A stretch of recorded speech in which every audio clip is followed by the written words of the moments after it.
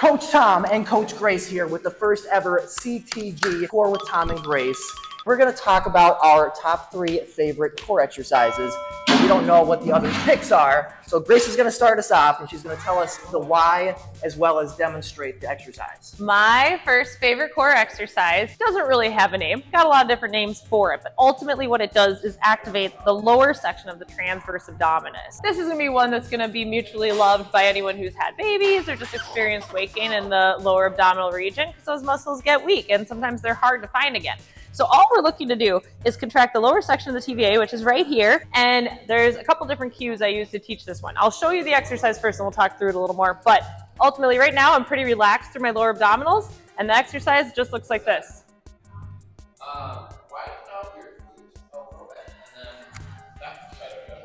Tom doesn't have any weakness in his lower abdominals, so he can't really demonstrate this one, but you can see what that looks like.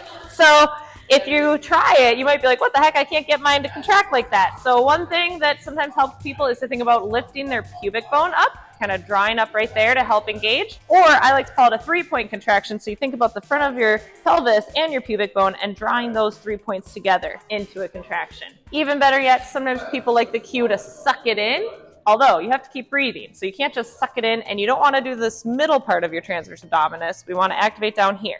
So it's drawing in or sucking in right there, okay? That is my ultimate favorite core exercise. Tom, what's yours? So my first one is less explanation behind it. It's just going to be a simple leg raise, or there's actually lots of different variations of leg raises, and that's one of the reasons I like it as well. So what's good about the leg raise just up front is that it kind of targets the lower portion of the rectus abdominis, which is a little bit harder to target. So I gave you a mat, man. Oh yeah, we have a mat. So you can do it as simple as kind of upright like so. Raise the legs up. If that's too hard, you can bend the knees. That's a pretty simple modification.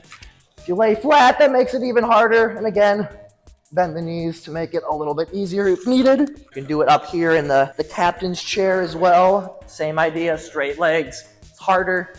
Bent legs, a bit easier. Full hang over here. Whoop, so lots of options and you can progress accordingly. And what's also nice about the leg raise is not just the rectus abdominis, we also have some hip flexor engagement, which are often included with the core as well. Amen. Okay, what's number 2 for you? Man, leg raises are a good one. Those would have been on my top ones, but since he did them, I'm gonna move on to back extensions, actually, because the back is a really important part of your core musculature. And maybe if you've done a ton of ab work in the past and noticed that your back got sore, it's probably because it wasn't strong enough to support all that core work you were doing. So let's talk about the back and some versions of back extensions real quick. So we have just a nice, easy, supported back extension here where you use your arms to support. You can also take that to lifting without support, and then you can progress to a full Superman. You can get the legs in there too. You can also do these over a ball. This ball's really big. Okay. Leaning over the ball, lifting up, preferably with your legs anchored somewhere. You can also take this, if you have a back extension rack, you can bring it on over here and hit them right here as well. So really important to be strengthening the back side of the body as well when you're thinking about your core work here, okay? All right, Tom, what's your number 2? So my number 2 is actually, I'm just gonna go for what my all-time favorite core exercise is, and that is the ab wheel. Woo! So what's nice about this is it basically hits the entirety of the core musculature. So hits the rectus abdominis. You can even get some glute engagement, lower back engagement. Everything more or less is working. So the most simple way to go about it is on the knees, and then you just flow out as far as you are strong enough to flow out. Once you're able to go all the way down, you may be able to work on progressing towards the standing ab wheel, which is the ultimate. And using bands is a great way to progress in your standing ab wheel. So simple as wrapping a band around something nice and sturdy. Band goes around the waist, and the band can assist you as you get better and better at the standing one. But you don't need to do it standing. That's just the fancy way to go about it. Doing the kneeling version is fantastic as well. But don't feel pressured to have to go all the way out when you're just starting, because another way to kind of work up towards that is you can even use exercise ball, elbows on the ball, flow out. and it's similar. So this is probably your starting point if you can't quite get in through here. It's my number 2, but my all-time favorite core exercise. That is also my all-time favorite core exercise. So, all right, so I'm not gonna be able to list ab wheel. For my third one, I'm going to pick a nice simple side plank. I love side planks for their nice oblique isolation, but I also love exercises that are dual purpose, and we get some really good shoulder stability during our side planks as well.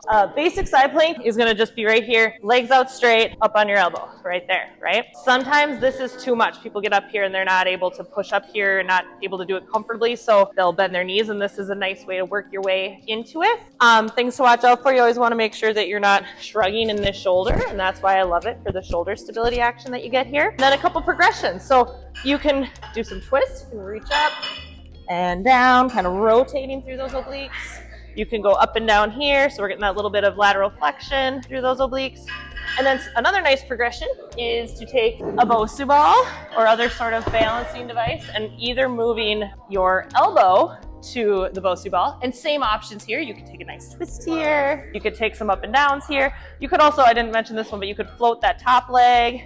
You could do some down, up and float, down, up and float. But you could also take and put your feet up on the Bosu for a little balance challenge there. So tons of options in this side plank, and you're gonna feel those obliques working really well and also get some shoulder stability. All right, Tom. Okay. What's your number 3? So I did say the ab wheel is my favorite. That's not to say that the other 2 on my list are not as good as the ab wheel. It's just that that's my favorite one to perform, and I feel like it has the overall most benefit. But we don't get a lot of oblique with the ab wheel, and that is why I have to include a wood chop on my list. Yes.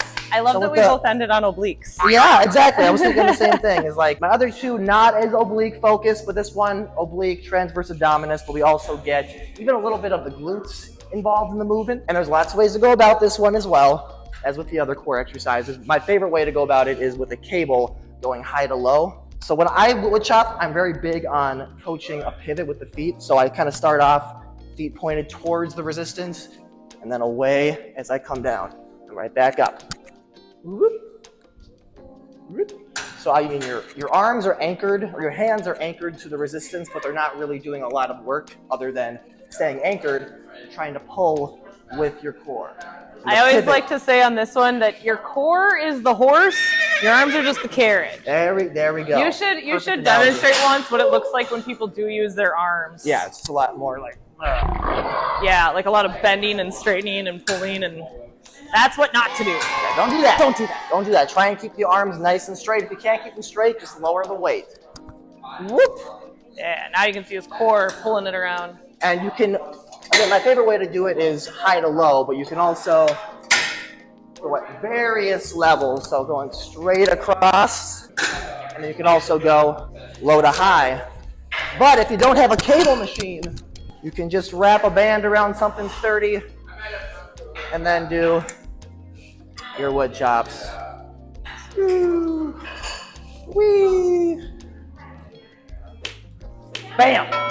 And we should note that for both the side planks and the wood chops, make sure you do it on both sides so you're balanced. Nice top 3, Tom. I like your choices. I like your choices as well. Those are good. A good array between the both of us. Thank you so much for watching. And keep in mind that this is just video 1 of the CTG series, Core with Tom and Grace. So we want to hear what questions you have and what sort of things you'd like us to include on this video series. Otherwise, we will be back next time with our own agenda. That's what I'm talking about.